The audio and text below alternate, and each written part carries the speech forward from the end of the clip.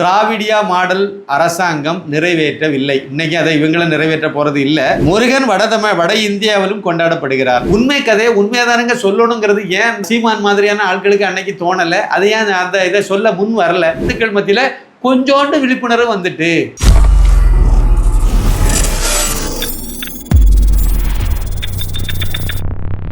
சாமானியன் குரல் தேசியவாதிகளுக்கு எனது பணிவான வணக்கம்.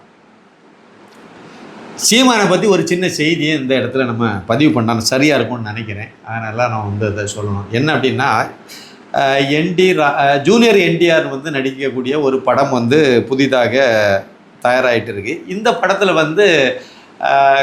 முருகனை பற்றிய வரலாறு அதில் வருது. அது அதில் அது வட இந்திய முருகன் சொல்லி இதில் காணிக்கிறாங்க. முருகனுடைய வரலாறை தப்பாக திரித்து சொல்கிறாங்க. அவர் உண்மையிலே முருகன் தமிழ் கடவுள், அதனால தமிழ்நாட்டில் தான் அவர் பிறந்தது வளர்ந்தது எல்லாம், அவர் தான் வரலாறு, அதை மாற்றி விட்டாங்க சொல்லி சீமான் பயங்கரமாக டென்ஷன் ஆகியிருக்காரு. இப்போ அவருடைய ஒரு கண்டனம் தெரிவித்து ஒரு அறிக்கையை வெளியிட்டிருக்காரு. அந்த அறிக்கையை நம்ம அப்படியே கொஞ்சம் வாசி காணிக்கிறேனே, கொஞ்சம் புரிதலுக்காக எல்லாத்துக்கும் தெரிஞ்சுக்க வேணும் அப்படிங்கிறதுனால வாசிக்கிறேன். அப்புறம் அதை பற்றி நம்ம பேசலாம்.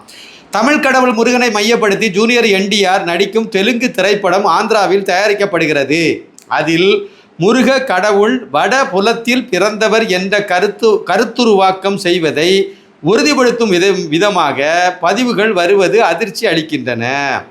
கலை படைப்பு என்ற பெயரில் அடிப்படை புரிதலற்று வரலாற்று திரிபுகளை உண்மையென கட்டமைக்க முயல்வது கண்டனத்துக்கு உரியது. தனக்கென தனித்த வழிபாட்டு முறைகளை கொண்டிராதவர்கள் தமிழர்களின் முன்னோடிகளான சிவன், முருகன், கண்ணன், திருமால், கொற்றவை என அனைவரையும் தங்கள் கடவுளாக திருடி சேர்த்து கொண்டனர். முருக கடவுளை தமிழினம் இழக்க விடமாட்டோம். தமிழ்தான் முருகன், முருகன்தான் தமிழ், இரண்டும் பிரிக்க முடியாது. எனவே முருக கடவுள் வடபுலத்தில் பிறந்தார் என்பது போன்ற கட்டுக்கதைகளை உருவாக்கி அதை கலை என்ற பெயரில் திரித்து திணிக்க முயல்வதை படக்குழு உடனடியாக கைவிட வேண்டும். இல்லை என்றால் மிக கடுமையான விளைவுகளை எதிர்கொள்ள நேரிடும். எதிர்ப்பை மீறி இதே கருத்தோடு வெளியானால் தமிழகத்தில் படத்தை திரையிட விடாமல் மிகப்பெரிய போராட்டத்தை நாம் தமிழர் கட்சி நடத்தும். சட்டம் ஒழுங்கு சிக்கல் ஏற்படுத்தும் என்பதை கருத்தில் கொண்டு தமிழக அரசும் இப்படத்தை திரையிட அனுமதிக்க கூடாது. இவ்வாறு அந்த அறிக்கையில் சீமான் குறிப்பிட்டு உள்ளார். என்னுடைய கேள்வி என்ன தெரியுமா? திருப்பரங்குன்றம் தீபத்தில் தீபம் ஏற்ற வேண்டும் அப்படிங்கிறது கோர்ட்டு, சென்னை மதுரைக்கு ஹைகோர்ட்டினுடைய மதுரை கிளை கொடுத்த தீர்ப்பு, அது உத்தரவு. அந்த உத்தரவை திராவிடியா மாடல் அரசாங்கம் நிறைவேற்றவில்லை. இன்னைக்கு அதை இவங்களும் நிறைவேற்ற போகிறது இல்லை. அதனை எதிர்த்து அங்கே தான் முருகன் அங்கே தான் இருக்கார், அவர் முருகனுடைய சொந்த இடம் தான், முருகனுடைய குன்றம் தான், அது மலை தான் அது. அதனால் திருப்பரங்குன்றம் தீபத்தூரில் தீபம் ஏற்றுக்கொள்ளக்கூடியது, அதைத்தான் செய்யணும், கோர்ட்டு உத்தரவை மதிக்கணும் அப்படின்னு சொல்லி சீமான் என்னைக்காவது பேட்டி கொடுத்தாரா? எங்கேயாவது அறிக்கை வெளியிட்டாரா? ஏதாவது பதிவுகள் மூலமாக தெரிவித்தாரா? தெரிவிக்கலை. அப்போ முருகனை இழிவுபடுத்த போதாவது ஏதாவது செய்தாரா? அதாவது கந்த சஷ்டி கவசத்தை இழிவுபடுத்தி 2021 காலகட்டத்தில் பதிவுகளெல்லாம் போட்டு பெரிய பிரச்சனையெல்லாம் ஆச்சுல. அப்போ சீமான் இங்கே தமிழ்நாட்டில் இல்லையா? இல்லை வேறு ஏதாவது கனடா இங்கே இருந்தாரா? இங்கே தானே இருந்தார். அதை எதிர்த்து ஏதாவது குரல் கொடுத்தாரா? முருகன் முப்பாட்டன் முருகன் எல்லாம் சொல்கிறாரு இப்போ. ஆனால் அதை எதிர்த்து ஏதாவது கொடுத்தாரா? கொடுக்கல. சரி, அடுத்து இன்னொரு முக்கியமான விஷயம். முருகன் வட இந்தியாவிலும் கொண்டாடப்படுகிறார். அவர் அங்கே பல்வேறு பெயர்களில் அவர் வட இந்தியாவிலையும் அவர் வழிபாடு செய்யப்படுகிறது. அவர் தமிழ் கடவுள்லையும் நம்ம வச்சுருக்கோம். ஆனால் அவர் இந்திய அளவில் பல்வேறு இடங்களில் இருக்கார். இன்னும் சொல்ல போனால் உலக அளவிலே பல இடங்கள்லையும் அவர் வழிபாட்டு முறைகளை தமிழர்கள் அல்லாதவங்களும் முருகனை கொண்டாடிட்டு தான் இருக்காங்க. இதை நீங்கள் எல்லா இடமும் பார்க்கலாம். அவரை தமிழுக்குள்ளே கொண்டு போய் தமிழ் கடவுள்னு நம்ம சொல்கிறோம். அது என்னுடைய கருத்து. தமிழ் கடவுளுங்கிறதுல மாற்றுக்கிறது கிடையாது தான். ஆனால் தமிழ் கடவுளாக இருந்தாலும் அவர் உலக கடவுள் தான், எல்லோராலும் ஏற்றுக்கொள்ளப்பட்ட ஒரு கடவுளாக தான் அவர் இருந்துகிட்டு இருக்காரு. இந்தியாவில் வட இந்தியாவிலையும் இமயமலை சாரல்லையும் அவரை வழிபடுறாங்க. அதுக்காக வேண்டி நீங்கள் எப்படி வடபுலத்தில் பிறக்காதவர்னு எப்படி சொல்ல முடியும்? அது ஒரு பாயிண்ட்டு. இன்னொரு முக்கியமான விஷயம், வரலாற்றை திரித்து கூறுகிறார்கள்னு இவர் சொல்கிறாரு. சினிமாவில் இப்படி தான் திரித்து கூறக்கூடாதுன்னு சொல்கிறாரு. நான் என்ன கேட்குறேன் அப்படின்னா, அமரன் ஒரு படம் வந்துடல, சிவகார்த்திகேயன் கதாநாயகனாக நடித்தார். அந்த படத்தில் முகுந்த் வரதராஜன் அவர்களுடைய ஒரிஜினல் வாழ்க்கை வரலாறு தான் இவங்க வந்து படமாக எடுக்க போகிறோன்னு சொல்லிட்டு கிளம்பி போய் எடுத்தாங்க, அப்படி தானே? அதில் அவர் வந்து பிராமண சமுதாயத்தை சேர்ந்தவர்லாம். அப்போ அவரை எப்படி அமரன் படத்தில் வந்து ஒரு கதாநாயகனாக வரும்போது அவரை கரெக்டாக எப்படி வந்து அவரை வந்து பிராமின் அல்லாத சமுதாயத்தை சார்ந்தவர்னு கட்டமைச்சாங்க? இது வரலாறு திரிப்பா இல்லையா? ஒரு பானை சோற்றுக்கு ஒரு சோறு பதம், அந்த அடிப்படையில் நான் சொல்கிறேன். இது வரலாறு திரிப்பு தானே? எவ்வளோ பெரிய அயோக்கியத்தனம்! அந்த பொண்ணு கிறிஸ்தவருங்கிறத கரெக்டாக கதாநாயகியை காணிச்சாங்களா இல்லையா? அதை அதை காதலிச்ச பொண்ணு வந்து கிறிஸ்தவர் மலையாளி, அதை கரெக்டாக மலையாளியாகவும் காணிச்சாங்க. அதே சமயத்தில் கடைசி வரைக்கும் சிலுவை கழுத்தில் தொங்குறத கரெக்டாக தானே அடையாளப்படுத்திக்கிட்டே வந்தாங்க. அதெல்லாம் படுத்த தெரிஞ்ச அவங்களுக்கு அந்த அந்த சமுதாயம், அந்த கதாநாயகன் வந்து பிராமண சமுதாயத்தை சேர்ந்தவர் அப்படிங்கிறத மட்டும் ஏன் பதிவு பண்ண முடியலை? அதை பதிவு பண்ணலேங்கும்போது அது வந்து உண்மை கதையை உண்மையாதானுங்க சொல்லணுங்கிறது ஏன் இந்த சீமான் மாதிரியான ஆட்களுக்கு அன்னைக்கு தோணலை? அது ஏன் அந்த இதை சொல்ல முன் வரல? வரலாற்று திரிப்புங்கிறது தப்புங்க அப்படி ஏன் சொல்லலை? சூரரை போற்று கதாபாத்திரம் உண்மை கதையை தழுவியது. உண்மை கதையில் யார்? பிராமணனுடைய கதை தானே அது. பிராமணனுடைய வாழ்க்கை வரலாறு தானே நான் படமாக எடுக்கிறேன்னு சொல்லி எடுத்தீங்க. எடுத்துகிட்டு அந்த பிராமணன் இல்லாத ஒரு கதையை எப்படி மாற்றினீங்க? அயோத்தின்னு ஒரு படம், அதில் 3 பேர் சேர்ந்து அயோத்தியிலேருந்து, அதாவது உத்தரப்பிரதேசத்துலேருந்து ஒரு தீபாவளி சீசனில் தமிழகத்துக்கு வந்தவங்க ராமேஸ்வரம் பக்கத்தில் வரும்போது ஒருத்தர் இறந்து போயிறாரு. இவருடைய பாடியை வந்து திருப்பி அனுப்பி வைக்கிறாங்க. இதுக்காக 3 பேர் மெனக்கெட்டு செய்திருக்காங்க. அதில் ஒருத்தர் கிறிஸ்டின், 2 பேர் இந்துக்காரன். இதுதானே ஒரிஜினல் வரலாறு. ஒரு பேங்க் எம்ப்ளாயி சம்மந்தப்பட்ட ஆட்கள் மூலமாக இதை செய்திருக்காங்க. இதில் வந்து எப்படி முஸ்லீம் உள்ளே வந்தான்? முஸ்லீமை வச்சு எப்படி நீங்கள் வந்து அதை திரித்து சசிகுமாரை முஸ்லீம் ஆக்கி கடைசியில் ஒட்டு மொத்தமாக அந்த முஸ்லீம்னா தான் நல்லது செய்வாங்க, ஒரிஜினலாக நல்லது செய்த அனுப்பி விட்டவன் இந்துக்காரனாகவே இருந்தால் கூட திரையில் கொண்டு போய் நாங்கள் முஸ்லீமாக தான் ஒட்ட வைப்போம் அப்படின்னு சொல்லக்கூடியது எந்த வகையில் நியாயங்கய்யா? இதெல்லாம் வந்து அண்ணன் சீமான் அவர்களுக்கு தெரியுமா தெரியாதா? இவர் திரைத்துறையிலிருந்து வந்தவர் தானே, படம் பார்க்குறதெல்லாம் விட்டு விட்டாரா? எனக்கு குறைந்தபட்சம் இது தெரியாதா? அப்போ இதெல்லாம் வரலாற்றை திரிக்கிற வேலைங்கிறது ஏன் இதெல்லாம் பண்ணுறீங்க?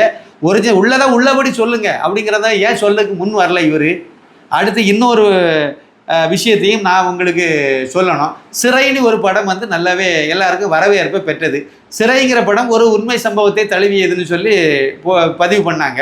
அந்த உண்மை சம்பவத்தில் ஒரிஜினலாக அங்கே முஸ்லீமுக்கு வேலையே இல்லை. முஸ்லீம் வந்து அந்த உண்மை சம்பவத்தில் இல்லை. அந்த பையன், சின்ன பையன் காதலிச்சு விக்ரம் பிரபு வந்து கதாநாயகன் மாதிரி சொல்ல முடியாது. 2 காதல் ஜோடி வரும். அந்த காதல் ஜோடியில் அந்த காதலிச்ச பையன் வந்து முஸ்லீம்னு சொல்லி படத்தில் காணிப்பாங்க. ஆனால் ஒரிஜினலான வாழ்க்கையில் அது அந்த பையன் முஸ்லீமே கிடையாது, இந்துக்கார பையன்.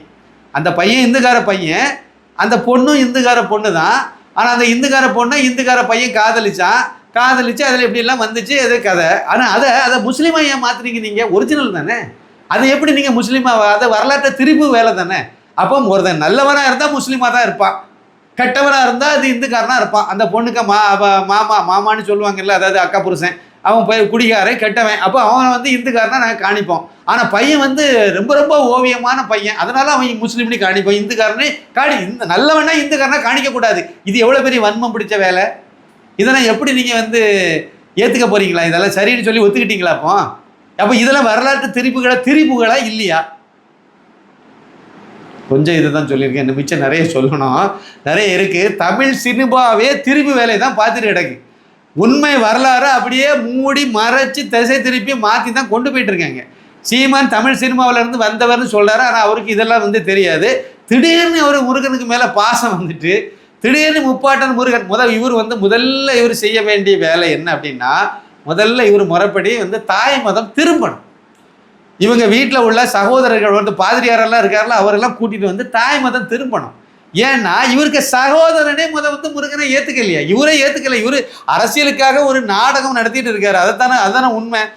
நீங்கள் முறைப்படி தாய் மதம் திரும்பணும். உங்கள் சகோதரர் வந்து கிறிஸ்தவ மதத்தில் பாதிரியாராக இருக்காருல்ல, அவர் எப்பா இது தப்புப்பா, நம்ம எல்லாம் தமிழர்கள் வந்து தமிழ் கடவுள் முருகனை தான் நம்ம கும்பிடணும், முருகனை தான் வழிபடணும், தமிழ் கலாச்சாரத்தை தான் பின்பற்றணும், தமிழ் வழியில் தான் பேரை வைக்கணும், தமிழன் மாதிரியான பண்பாடை தான் தமிழனுடைய பண்பாடை தான் நம்ம எல்லாம் பின்பற்றணும், இப்படிலாம் சொல்லி அவங்க பண்ணோம். அப்புறம் இவருடைய கட்சியில் இருக்க தம்பிகளையும் இதெல்லாம் சொல்லி, எப்பா நீங்கள் கிறிஸ்தவ முஸ்லீம் மதத்தில் இருந்தாலும் இனிமேல் நீங்கள் தாய் மதம் திரும்பிடுங்க, தாய் மதம் திரும்பி தமிழ் வழியில் நீங்கள் எல்லாம் வாழணும், தமிழ் கலாச்சாரத்தை தான் பின்பற்றணும், அந்த உருது பேர் அதே மாதிரி வந்து அரபி பேரெல்லாம் வைக்காதுங்க, தமிழ் பேரை தான் வைக்கணும்.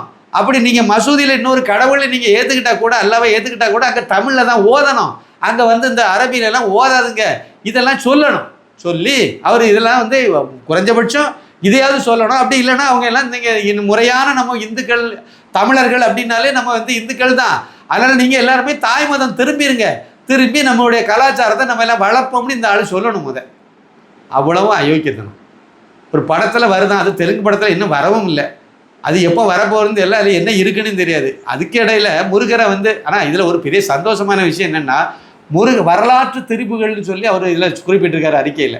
அப்படின்னா வரலாற்று திருப்புகள் அப்படின்னு சொன்னால் முருகர் பிறந்தது, வளர்ந்தது, சிவபெருமான் இருந்தது, வாழ்ந்தது எல்லாம் உண்மை, அது எல்லாம் வரலாறு தான் அப்படிங்கிறத சீமான் ஒத்துக்கிட்டார். அந்த வகையில் சீமானுக்கு நம்ம ஒரு நன்றி சொல்லணும். சீமான் ஒத்துக்கிட்டார். கொஞ்ச நாள் கழித்து விக்கி வீரமணியும் ஒன்று ஒத்துக்குவார்.